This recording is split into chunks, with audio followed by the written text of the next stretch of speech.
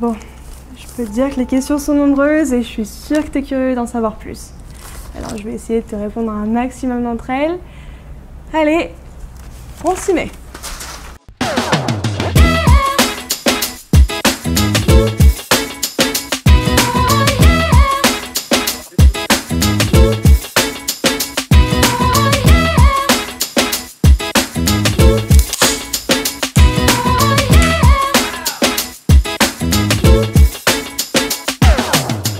Quand faut-il postuler dans les universités privées ou publiques? Dans les universités privées, tu peux postuler entre décembre et juin-juillet. Et pour les publics, tu n'auras qu'un mois pour te présenter entre juin et juillet. Reste-t-il encore des places? Ça dépend du cursus, de l'université et du moment de l'année. Pendant ton entretien individuel avec France Espagne Éducation, tu pourras voir avec eux les places disponibles selon ton projet. Tu trouveras aussi à chaque début de mois, entre mars et juillet, un article de blog. Quelles sont les places encore disponibles? Combien de places il reste dans les universités partenaires de France Espagne Éducation? Quel pourcentage d'admission? En Espagne, il n'existe pas de pourcentage d'admission. S'il reste encore des places dans les universités de ton choix, que tu es préparé et que tu réponds aux différents critères d'admission, tu obtiendras une place.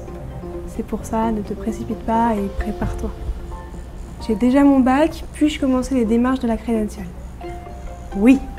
Si tu as été admis dans une université et que tu as ton bac, bien sûr que tu peux commencer les démarches de la crédentiale. Si tu as besoin d'accompagnement, regarde sur le site de France Espagne Éducation où tu trouveras un guide détaillé des démarches à réaliser. France Espagne Éducation a sélectionné 2 universités vétérinaires en Espagne, puis-je postuler aux 2? Tu peux postuler à l'UAX et à l'UEM en même temps, mais les critères d'entrée sont totalement différents. Par exemple, l'UAX te demandera un niveau B1 d'espagnol et l'UEM un B2. Alors renseigne-toi bien avant de postuler et fais en sorte d'avoir le niveau qui correspond. Comme pour tous les autres cursus, si tu as le niveau d'espagnol demandé par l'université, tu es prêt à postuler. Puis-je postuler à plusieurs universités en même temps? Honnêtement, c'est pas conseillé. Les universités n'ont pas les mêmes calendriers, pas les mêmes processus et ne répondent pas toutes en même temps. Tu pourrais avoir une réponse positive assez rapidement d'une université qui est ton second choix, avec un court délai pour payer la réservation, entre 3 à 10 jours. Donc tu risques de devoir payer cette université sans même avoir la réponse de ton premier choix. En plus, si tu choisis bien ton université et que tu te donnes les moyens pour être admis, tu as de fortes chances d'être pris.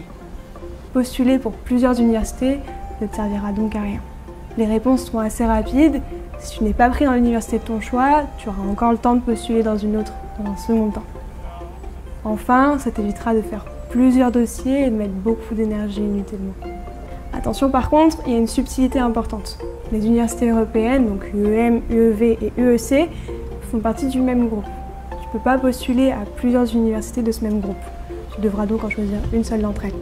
Je souhaite postuler maintenant sans avoir le niveau d'espagnol nécessaire, puis atteindre ce niveau entre mon admission et la rentrée de septembre. Non. Pour être admis, tu auras besoin d'avoir le niveau d'espagnol demandé par l'université. Le niveau peut changer en fonction des universités, donc prends le temps de regarder les critères de chacune d'entre elles. Les niveaux les plus demandés sont B1 et B2. Et comme je te l'ai dit dans les épisodes précédents, avoir une certification, donc un DELE ou un CILE, pourrait ouvrir plus facilement les portes des universités. Comment se passe l'entretien individuel avec les universités? Pour les universités, l'entretien individuel est un moyen d'apprendre à te connaître, d'évaluer ta motivation et de connaître ton niveau oral d'espagnol. Alors mon conseil, prépare des questions pour montrer ton intérêt et ta motivation. Aussi, ils demanderont souvent pourquoi cette université plutôt qu'une autre. Alors informe-toi correctement avant d'aller les voir. Mais vas-y tranquillement parce qu'honnêtement, elles sont toujours très bienveillantes. Ai-je une chance de sélection après avoir fait une PASS ou LAS? Les chances de sélection pour les étudiants qui sont passés par PASS ou par LAS et celles d'un étudiant qui sort de terminale sont exactement les mêmes. Les critères d'admission des universités se font surtout à partir de ton dossier scolaire du lycée et ton niveau d'espagnol. Donc si tu es passé par PASS ou par LAS, tu auras plus de connaissances qu'un étudiant de terminale, ça c'est sûr, mais tes notes de PASS ou de LAS ne sont pas celles qui sont prises en compte pour l'évaluation de ton dossier. Puis-je refaire le test d'admission si je l'ai raté? Non, il n'y a pas de seconde chance, sauf s'il y a eu un problème technique pendant un examen en ligne par exemple. Tu peux postuler à la fois sur une université privée ou publique. Oui, tu peux. Il faudra juste que tu respectes les dates pour postuler dans les 2 universités. Après, fais attention parce que tu auras sûrement la réponse de l'université privée avant la publique. Et si elle est positive, tu devras payer les frais de réservation au risque de ne pas être remboursé si tu choisis de ne pas y aller. Qu'est-ce que vous me conseillez pour le logement? Il existe plusieurs options pour le logement, aller dans une famille pour progresser en espagnol, aller dans une coloc, dans une résidence universitaire ou louer un appartement solo. Moi, je vis en colocation depuis 3 ans et c'était mon meilleur choix. Mon immersion a été bénéfique sur tous les plans. Quel est le budget à prévoir pour se loger? Ça dépendra de la ville où tu étudieras et du type de logement que tu veux. France-Espagne propose des universités partenaires dans 3 villes différentes, Madrid, Valence ou les Canaries. Madrid, vu que c'est la capitale, c'est l'option la plus chère. Une coloc avec une bonne chambre coûtera minimum 450 voire 500 € par mois. Et pour un studio, il faut compter minimum entre 700 et 800 €. À Valence, les prix des logements est plus bas. Pour une chambre en coloc, il faut compter environ 300 à 350 € par mois. Et pour un studio, environ 600 et 700 € par mois. Pour les Canaries, le prix des logements est légèrement inférieur à celui de Valence. Après, tu peux aller regarder sur le site d'Idealista, qui est le bon coin espagnol. Comment améliorer mon niveau d'espagnol rapidement? La meilleure option, c'est de prendre des cours d'espagnol en immersion en Espagne. Si tu as le temps et la possibilité de partir, c'est le moyen le plus rapide et le plus sympa d'apprendre. Tu auras des cours intensifs et tu logeras chez une famille d'accueil pour pouvoir progresser encore plus vite. Donc, si tu as du temps, tu peux aussi faire une année de césure en Espagne ou prendre des cours dans des écoles de langue en France, comme l'Institut Cervantes par exemple. Il existe aussi des établissements qui donnent des cours à distance, ce qui te permet d'être plus flexible et de continuer les cours pendant ta première année. Aurez-vous des conseils à me donner pour pouvoir apprendre l'espagnol? Le conseil de France Espagne Éducation, c'est plus tôt tu commences, mieux ce sera. Et ils ont raison.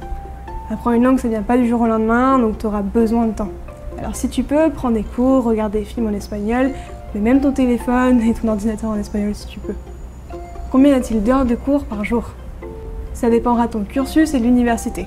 En général, ça varie entre 4 heures et 6 heures. Ça paraît peu, mais attention parce qu'il y a beaucoup de travail perso, individuel et en groupe à faire à la maison. Les stages peuvent-ils se faire en France? Encore une fois, ça dépendra de ton cursus et de l'université. Sur certaines formations, comme kiné par exemple, les périodes de cours coïncident avec les périodes de stage, donc les stages se font généralement en Espagne. Mais tu pourras aussi faire des stages complémentaires pendant les vacances si tu veux. Quelle est la meilleure université parmi celles sélectionnées par France Espagne Éducation? Il n'y a pas de meilleure université, elles sont toutes différentes. Ce sera surtout en fonction de tes critères à toi et en fonction de ce qui te tient le plus à cœur. Par contre, elles se rejoignent sur un point, la qualité d'enseignement. Tout est mis en œuvre pour qu'un étudiant sérieux et travailleur soit formé dans de bonnes conditions et puisse devenir un bon professionnel. Puis-je visiter l'université? C'est possible, certaines universités te proposent de visiter les campus et il faudra juste que tu demandes un rendez-vous. Mais aussi, et c'est une bonne option, France Espagne Éducation organise des journées portes ouvertes sur place pendant le mois de février. Ce qui est cool, c'est qu'en plus de voir les locaux, tu pourras parler avec les élèves français sur place, rencontrer aussi ceux qui sont dans ton cas. Moi, c'est ce que j'ai fait et c'est là où j'ai rencontré ma meilleure copine. Bon, j'espère avoir répondu à un max de questions que tu te posais. Bien sûr, ça reste des questions assez générales. Si tu en as des plus précises, tu peux assister aux réunions organisées par France Espagne Éducation le lundi soir à 18 h. Elles ont été créées spécialement pour ça. Allez, c'est bientôt la dernière ligne droite, ça va le faire. Si tu as des questions sur le logement et sur la mobilité en Espagne, je te laisse me rejoindre le mois prochain pour que je t'explique tout ça.